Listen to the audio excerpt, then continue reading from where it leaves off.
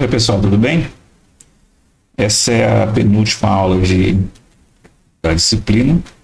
O nome da aula é Ciclos Termodinâmicos de Potência a Vapor. Vou falar especificamente do ciclo Rankine. Meu nome é Marcelo Modesto e essa é a aula de termodinâmica aplicada da Universidade Federal do ABC.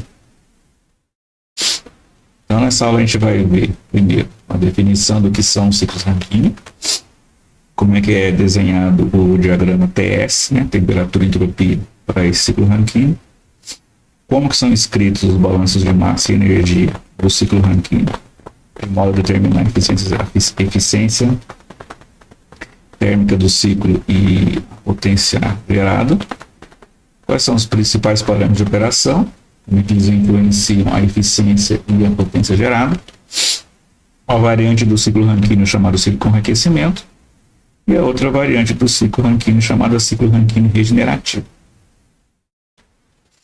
Quando a gente fala de ciclo Rankine ideal, esse ideal aqui denota que todos os processos que acontecem durante o ciclo Rankine são processos dito reversíveis, tá bom?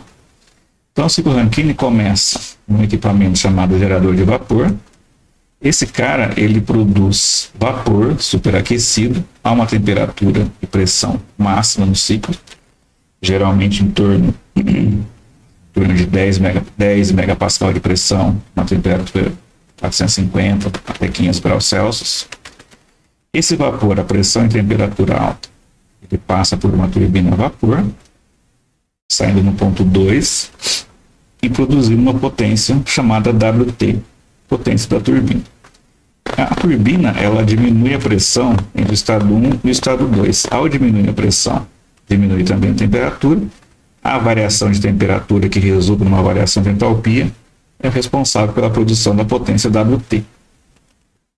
No ponto 2, eu posso ter a condição de ainda vapor superaquecido, eu já posso ter a condição de vapor saturado, ou posso ter uma mistura de líquido e vapor, mas o título aqui ele é limitado ao mínimo de 0,85. Não posso passar disso. Após o ponto 2, a gente passa num condensador, né? Como o próprio nome diz, ele está condensando o vapor, e ao condensar esse vapor, ele está liberando um calor QL para o meio ambiente. Entre 2 e 3, então, a pressão é constante, né? É um trocador de calor, e ocorre uma mudança de fase, né? Porque eu saio de uma condição de vapor saturado superaquecido.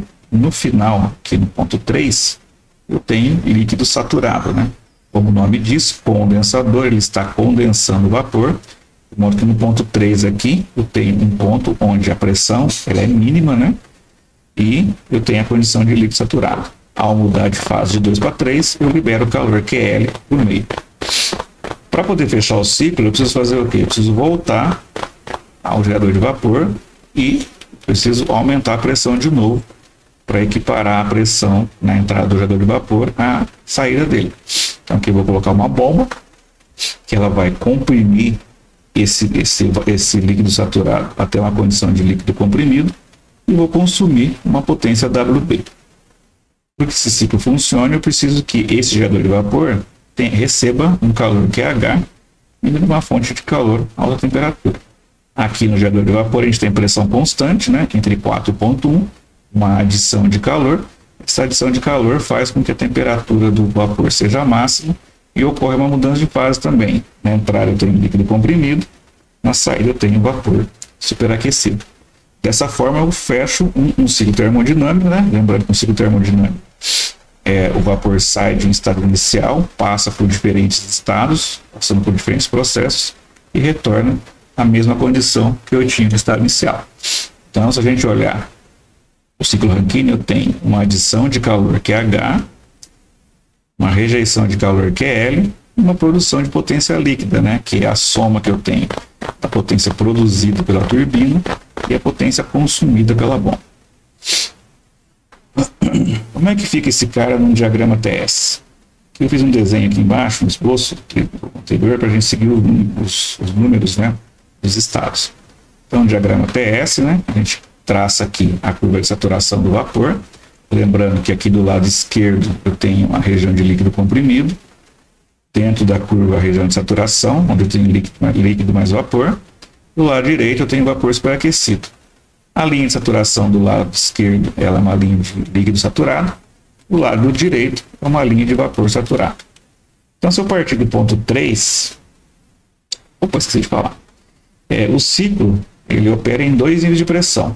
Essa pressão que apareceu aqui é a pressão máxima, que está no gerador de vapor, né, entre o ponto 4 e o ponto 1, e a pressão mínima, que está aqui no condensador, entre o ponto 2 e o ponto 3. Então, vamos traçar primeiro o ponto 3, né, que está logo depois do condensador, exatamente em cima da linha de líquido saturado. Então, do ponto 3 para o ponto 4, eu vou passar pela bomba, né, e vou consumir uma quantidade de potência.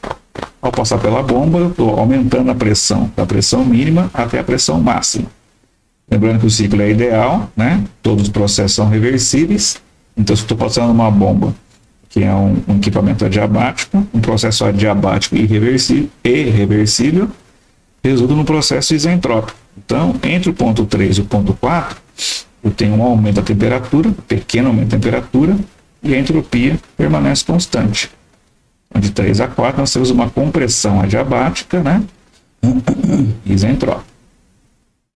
Entre o ponto 4 e o ponto 1, a pressão é constante, né, eu estou passando no trocador de calor. Então, no ponto 4, eu tenho uma região de líquido comprimido, está mostrando aqui no diagrama, e eu vou avançar o ponto 1 até uma região de vapor superaquecido. Então, entre o ponto 4 e o ponto 1, vou ter essa linha aqui, ó, ao longo da pressão constante, né, até uma temperatura máxima do ciclo no ponto 1, onde no ponto 1 tem a pressão máxima e a temperatura máxima. E a região aqui é de vapor superaquecido. Então, lembrando, no trocador de calor a pressão permanece constante, mas como eu estou adicionando calor, eu estou aumentando a temperatura até um ponto que começa a mudar de fase, tá vendo? Ao longo da pressão constante, a temperatura vai aumentando até começar a mudar de fase nesse ponto. Começa na fase de líquido saturado, muda a fase até vapor saturado, e ao longo da linha de pressão constante ainda tem um aumento de temperatura até a temperatura máxima, atingindo aqui uma região de vapor superaquecido. Entre o ponto 1 e o ponto 2, eu estou passando pela turbina. A turbina ela vai diminuir a pressão, ou seja, eu vou sair dessa linha de pressão máxima constante que está aqui, perdão, está aqui o ponto 1, até a linha de pressão mínima do condensador. Então, o ponto 2, ele vai estar onde? Veja, é uma turbina, né? Turbina também são equipamentos adiabáticos. O ciclo Rankine ideal, ele é composto de processos totalmente reversíveis, ou seja, um processo adiabático irreversível, eu vou ter o quê? Uma expansão isoentrópica na turbina. Então, eu vou sair do ponto 1 e vou atingir a linha de pressão mínima com a mesma entropia que eu tenho no ponto 1.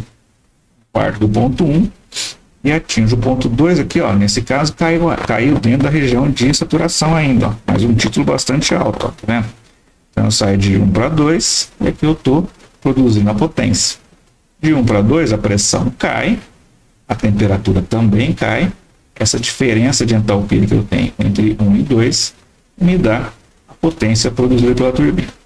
E para fechar o ciclo, do ponto 2 para o ponto 3, eu tenho que fazer o quê? Eu tenho que condensar, eu tenho que mudar a fase que eu tenho no ponto 2, que é líquido mais vapor, até a fase no ponto 3, que é, vapor, que é líquido saturado.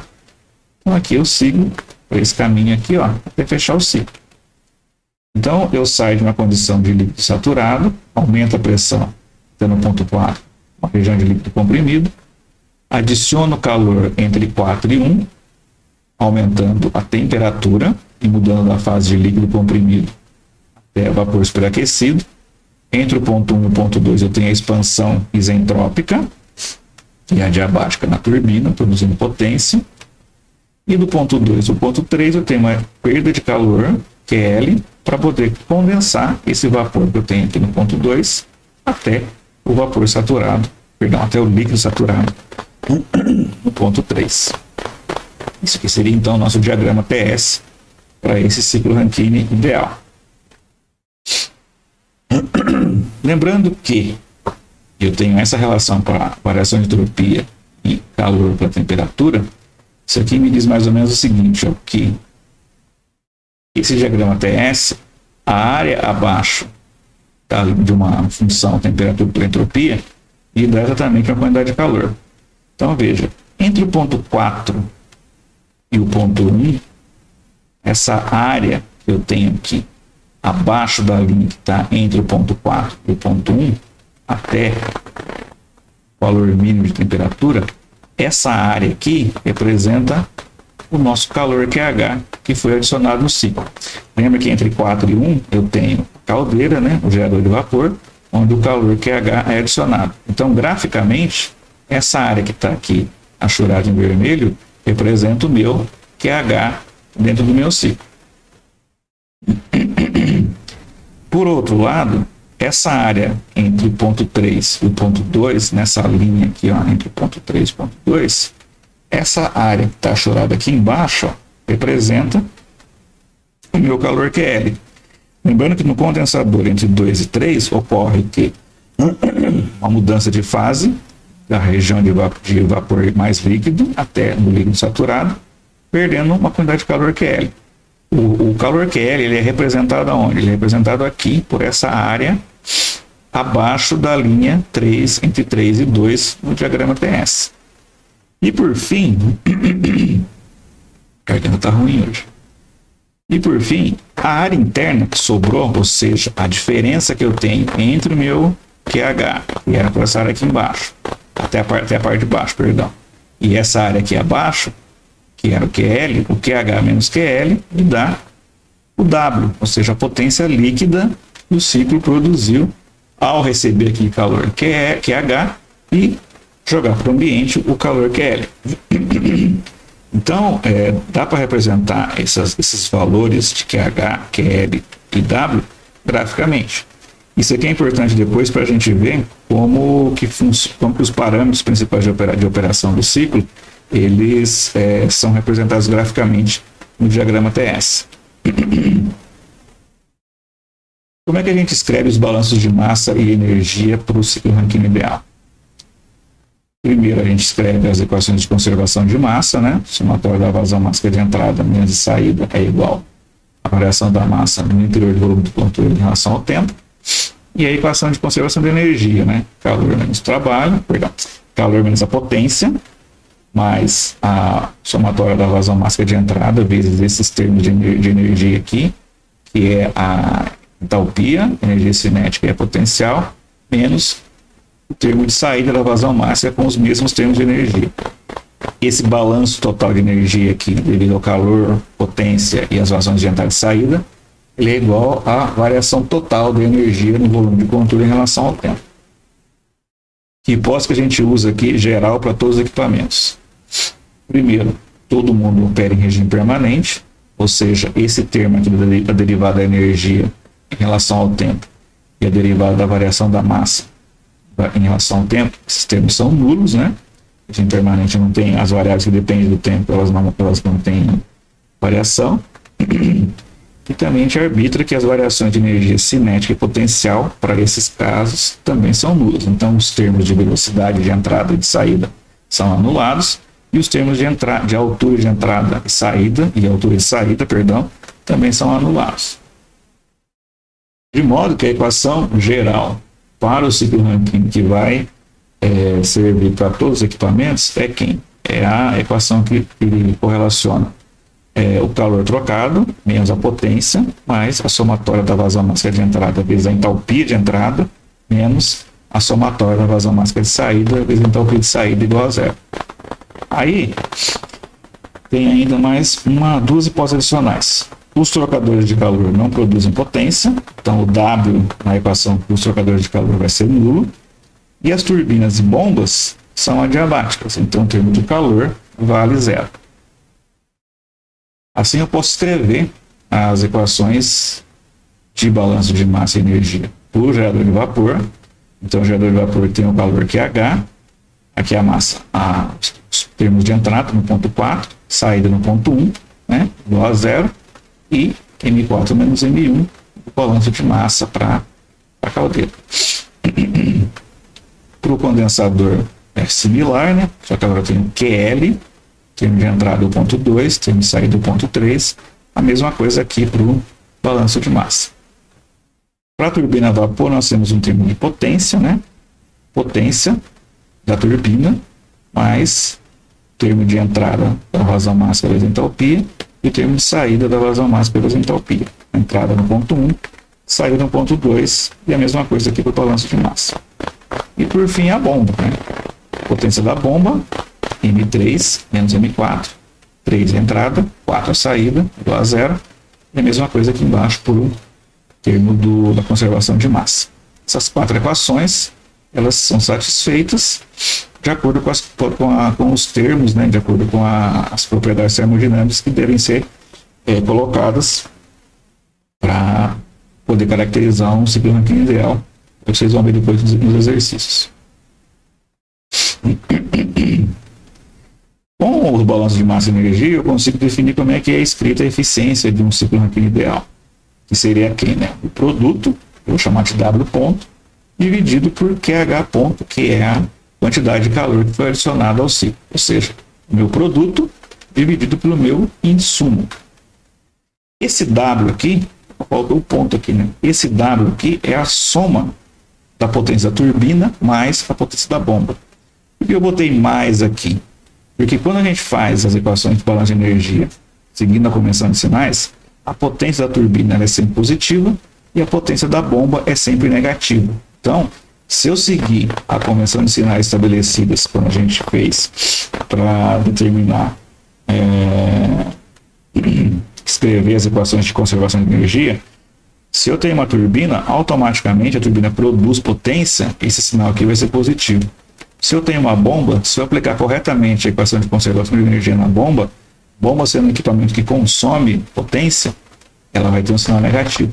Então, se eu somar todo mundo, eu vou ter potência líquida que foi gerada no ciclo Rankine.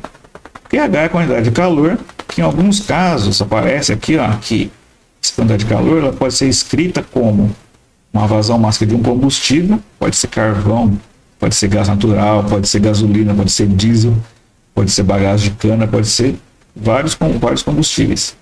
Esse calor aqui, QH, ele pode ser escrito como o poder calorífico do combustível, PCI, vezes a vazão máxima do combustível. Mas normalmente a gente trabalha somente com o QH. Em alguns casos aparece para você calcular a vazão máxima de combustível dado um poder calorífico dele. Beleza? E quais são os parâmetros de operação principais no ciclo Rankine ideal? Vamos dar uma olhada no diagrama TS aqui, ó. Nesse diagrama TS, eu tenho a pressão do condensador aqui embaixo, essa linha tracejada aqui, e essa outra linha de pressão constante, que é a pressão do gerador de vapor. Então, um dos mais importantes parâmetros de operação é essa pressão que o gerador de vapor ele trabalha. Então, eu posso aumentar a pressão do gerador de vapor, por exemplo. Vou falar no diagrama TS, essa área aqui representa a potência líquida produzida, né? Falei agora há pouco, esqueci de falar agora. Um dos parâmetros de operação importantes é a pressão máxima do ciclo, ou seja, a pressão do gerador de vapor. Se eu tenho essa área aqui rachurada como a potência líquida produzida pelo ciclo, se eu passar uma linha de pressão do gerador de vapor maior do que a original, aumentando, ou seja, subindo essa linha aqui, ó, uma pressão mais alta, o que vai acontecer com o meu trabalho líquido, com a minha potência líquida do ciclo? Ela vai ser adicionada essa parte aqui, ó, eu estou achurando em vermelho, tá vendo? Então, originalmente eu tinha esse nível de pressão do gerador de vapor, ocupando essa área que está achurada aqui nessas linhas pretas horizontais, verticais. Se eu aumentar a pressão do gerador de vapor, aumentar a pressão máxima do ciclo, eu vou ter uma outra linha aqui, ó, de pressão constante, e aí o meu ciclo vai estar operando além dessa área inicial que eu consegui ter potência, eu tenho esse ganho de potência aqui, ó, a mais, ó, somente pelo aumento da pressão máxima do gerador de vapor. Então, um dos parâmetros de operação principais é a pressão do gerador de vapor, e aumentar ela leva a uma melhora tanto da potência líquida do ciclo, tanto quanto a eficiência dele. Veja esse gráfico que a gente fez aqui, ó, a gente simulou. Na abscissa eu tenho a pressão em bar, né? Bar é um bar dá 100 kPa, pressão em bar do gerador de vapor, e aqui eu tenho a eficiência de primeira lei, aquela eficiência térmica que eu mostrei agora há pouco, de um ciclo Rankine. Então, quando eu começo a aumentar a pressão, ó, sai de uma pressão de 20 bar e chega a ter uma pressão de 240 bar, eu vou paulatinamente aumentando a eficiência da minha planta. Ó. Sai de uma eficiência de 21% e vou conseguindo ganhos de eficiência até um valor aqui máximo, né? Que está em torno de 0,28, 28,5, 29. Então, só com o aumento da pressão de operação do gerador de vapor, a gente ganha uma eficiência, a gente consegue ter uma eficiência mais alta para a planta.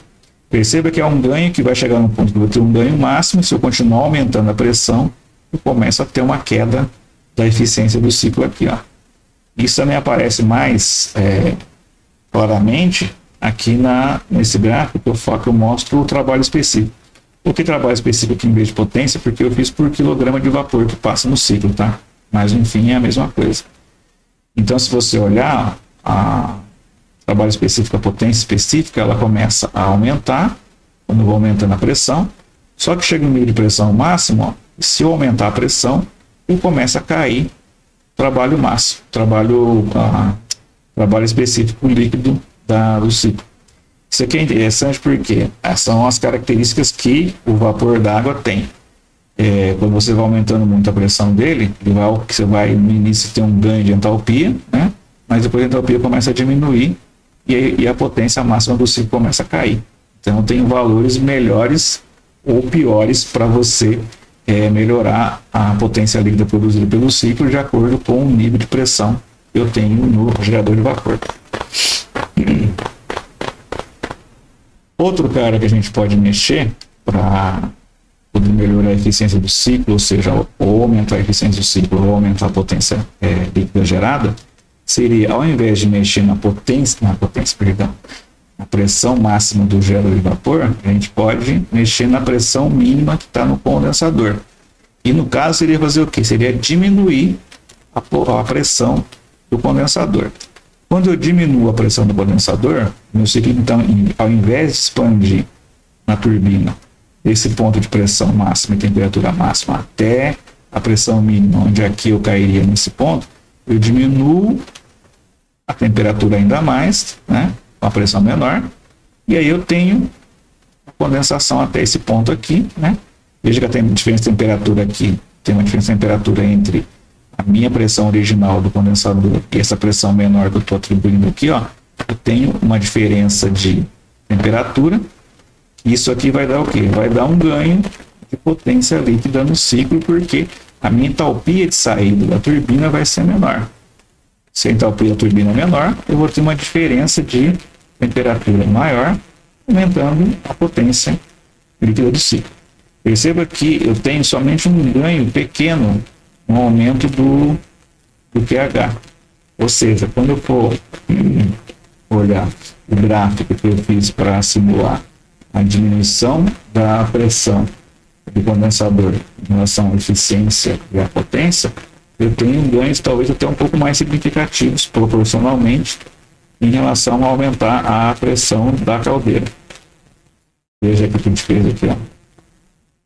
Quando eu diminuo de 0,1 bar, que é algo como 100 kPa, para 50 kPa, 40 kPa, eu tenho 3% de aumento da eficiência do ciclo somente com a diminuição da pressão no condensador.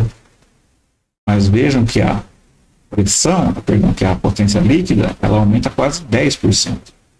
De 900 sobe para 1000. Então também uma outra maneira fácil de você melhorar tanto a potência líquida produzida quanto a eficiência do ciclo, com outro parâmetro de operação importante, que é a pressão do condensador. E por último, o último parâmetro de operação importante é a temperatura máxima que eu tenho no meu ciclo, né?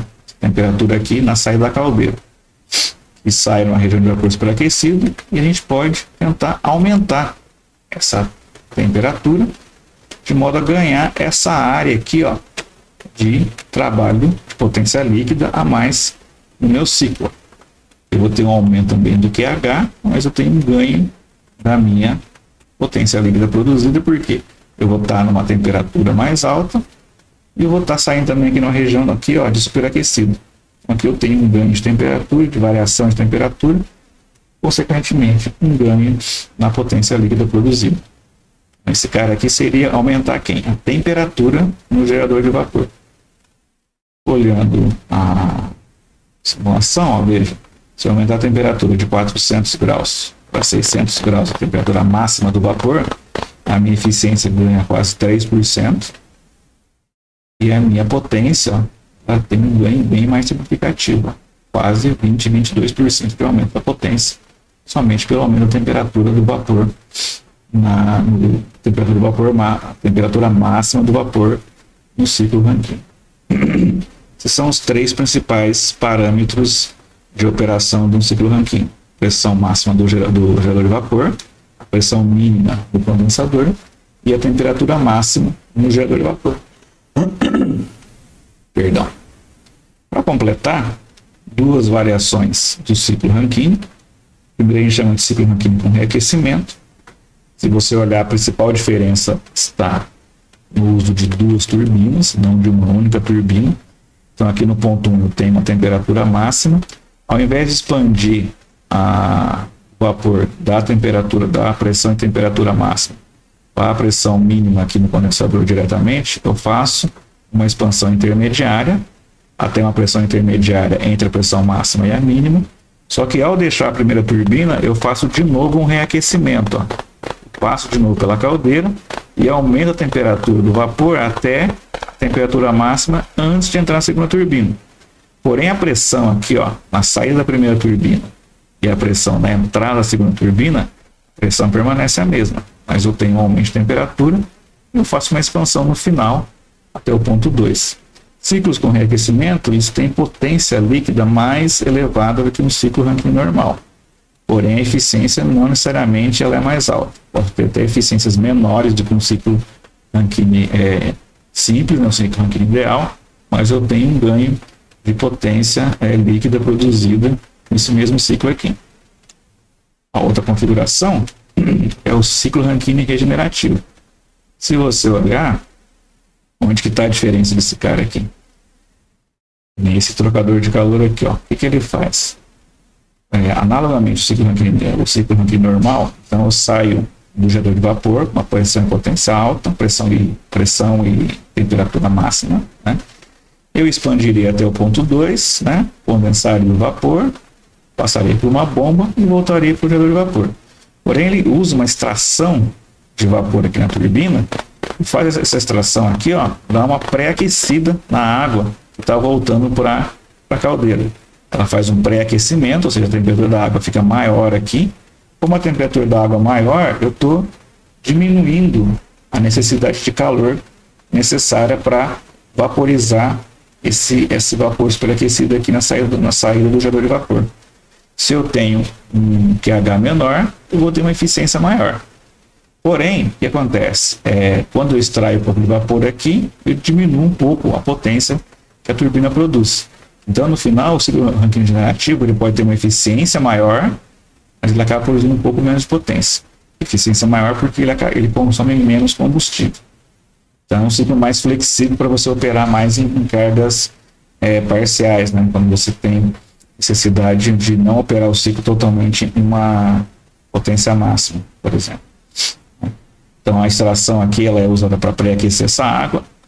O vapor que sai da extração, ele troca calor com essa corrente de água que saiu, água líquida comprimida que saiu da bomba, né? Aqui eu tenho um líquido saturado depois desse trocador de calor. E ele volta aqui no condensador para poder fechar o ciclo, né? Para poder fechar o balão de massa. Seria uma outra opção do ciclo Rankine regenerativo. Eu sugiro que vocês deem uma lida nos capítulos referentes aos ciclos a vapor para ter mais detalhes, tanto do Rankine regenerativo quanto do Rankine por reaquecimento, né? Porque a gente falou ele muito superficialmente. E para completar a aula, como é que é a diferença de um ciclo Rankine real, né? Onde os processos são irreversíveis, para aquele ciclo Rankine ideal, onde todos os processos são reversíveis, né? e a gente tinha alguns casos de processos isentrópicos, por exemplo. Então, no ciclo Rankine real, a primeira coisa que a gente vê é o seguinte, ó, no gerador de vapor eu não tenho uma pressão constante, então eu tenho uma queda, uma perda de pressão, mesmo pequena dentro do gerador de vapor, de modo que essa linha aqui tracejada representa a linha real, né? Então eu tenho, na verdade, uma diferença aqui, a quantidade de calor que eu vou recebendo, que eu vou receber menor, e aqui no fim resulta numa temperatura máxima menor no ciclo, quando eu tenho perda de pressão no gerador de vapor, né? Que representaria um caso real e logo irreversível. Na turbina, a turbina ela não é isentrópica, né? A turbina ela aumenta um pouco a entropia dela quando ocorre a expansão, de modo que a temperatura aqui na saída da turbina ela é um pouco mais alta que a temperatura caso fosse uma turbina ideal. Então, uma temperatura mais alta, eu tenho uma diferença de temperatura menor, logo essa turbina aqui ó, vai estar produzindo menos potência, no caso real, do que numa turbina ideal. Então, essa linha aqui ó, mostra que eu tenho uma irreversibilidade intrínseca à turbina, né, pelo aumento da entropia. Isso já dá aquela discrepância em relação ao ciclo ideal. Depois eu tenho no condensador também uma perda de pressão. Então o que acontece? No condensador eu não vou expandir até a pressão do condensador, ele expande uma pressão um pouquinho mais alta. Essa pressão um pouquinho mais alta leva ao condensador precisar dissipar mais calor do que tinha anteriormente, e também há uma temperatura mais alta aqui, né, que resulta numa potência da turbina menor e a necessidade de trocar mais calor para o meio aqui no condensador. E por fim a bomba, né? A bomba também não é ideal, a bomba não é isentrópica, ela tem um aumento de entropia quando está aumentando a pressão e aumenta também a temperatura, ou seja, a potência da bomba ela é mais alta do que a ideal.